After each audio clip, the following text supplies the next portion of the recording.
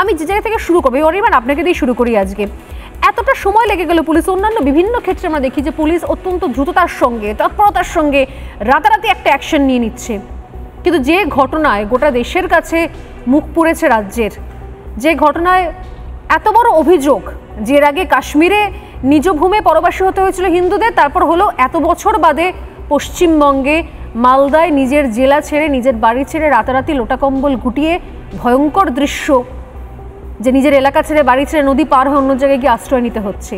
এই ঘটনাতেও এত গড়িমসি কেন?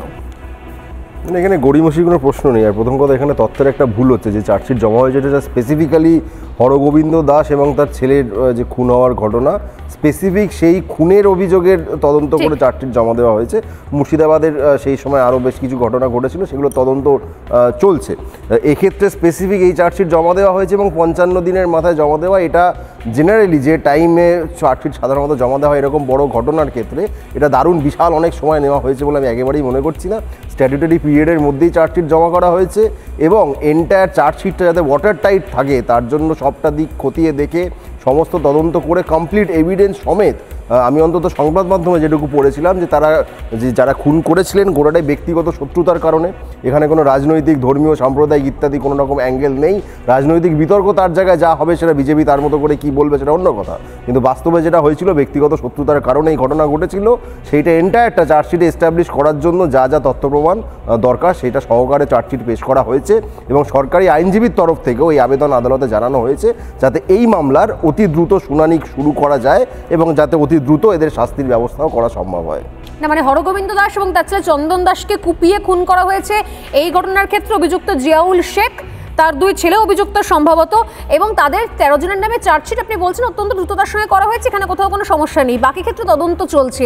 এত বড় ঘটনা যেখানে বাকি ঘটনা ঠিক চন্দন দাস, হরগোবিন্দ দাসের ক্ষেত্রে চার্জশিট দেওয়া হয়েছে, বাকি তাহলে মালদা জুড়ে বা মুর্শিদাবাদ জুড়ে, ধুলিয়ান জুড়ে আরও বাকি যে ঘটনাগুলো ঘটে গেল সেগুলোও কি এখনো শুধুমাত্র তদন্ত চলার মতো জায়গা থাকবে? সেই নিয়েও পুলিশের চার্জশিট পাওয়া যাবে না? সেই নিয়ে পুলিশের ভূমিকা পাওয়া যাবে না? এবং সেই সময় তো আপনাদের মনে থাকবে জীবন দাস থেকে শুরু করে একের পর এক বক্তব্য রয়েছে, আমি কিছুক্ষণ আগে শোনাচ্ছিলাম, তো চাইলে আবারও শোনাতে পারি, যেখানে বলা হয়েছে সব থেকে আগে যে পুলিশের কি ভূমিকা ছিল। আমি জানি না পুলিশের বিরুদ্ধে কে চার্জশিট দেবে, সেটা আমার কাছে জানা নেই, বাকিরা হয়তো সেদিকে ফোকাস করতে পারেন। পুলিশ দাঁড়িয়ে থেকে জিনিস হতে দিয়েছে, পুলিশ দেখেছে, পুলিশের কাছে ফোনের পর ফোন যাওয়ার পরও পুলিশ আসেনি।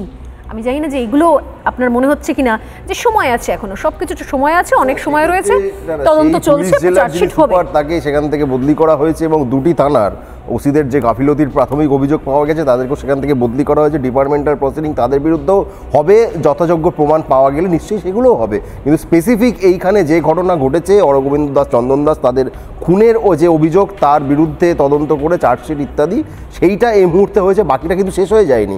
300 জনের বেশি গ্রেপ্তার হয়েছে, স্বাভাবিক প্রত্যেকটা ক্ষেত্রেই চার্জশিট জমা হবে, তদন্ত এখনও চলছে। এটার আমরা সবচেয়ে বেশি দেখেছিলাম ফোকাস ছিল, থাকাই উচিত, তার বিরুদ্ধে যে তদন্ত সেটা হয়েছে, কমপ্লিট হয়েছে, চার্জশিট হয়েছে এবং সরকারি আইনজীবী অতি দ্রুত ট্রায়ালের আবেদন জানিয়েছেন, যেটা কিন্তু খুবই গুরুত্বপূর্ণ, কারণ শুধুমাত্র চার্জশিট জমা নয়, ট্রায়ালটাও যাতে সত্বর কোর্ট আদালত শেষ করতে পারেন, করে এদেরকে সর্বোচ্চ সাজা যাতে দিতে পারেন, সেটাও আমার মতো অত্যন্ত গুরুত্বপূর্ণ জায়গা। কারণ আমরা বহু ক্ষেত্রে দেখেছি চার্জশিট জমাটাও হয় না, সিবিআইয়ের ক্ষেত্রে আমরা বিশেষ করে দেখেছি বছরের পর বছর কেটে যায়, চার্জশিটও জমা হয় না, আর কোথাও যদি হয়েও থাকে আবার একটা সাপ্লিমেন্টারি দেবো বলে তারা বিষয়টাকে ঝুলিয়ে রেখে দেয়। এক্ষেত্রে অন্তত সেটুকু হয়নি, সেটা আমি সাধুবাদ জানাচ্ছি বেঙ্গল পুলিশকে। বেশ, নানা ধরনের কন্টেন্ট দেখার জন্য লাইক করুন, শেয়ার করুন আমাদের ফেসবুক পেজ, সাবস্ক্রাইব করুন আমাদের ইউটিউব চ্যানেল, পাশাপাশি অন্যান্য ব্রেকিং নিউজের জন্য অবশ্যই চোখ রাখুন রিপাবলিক বাংলায়।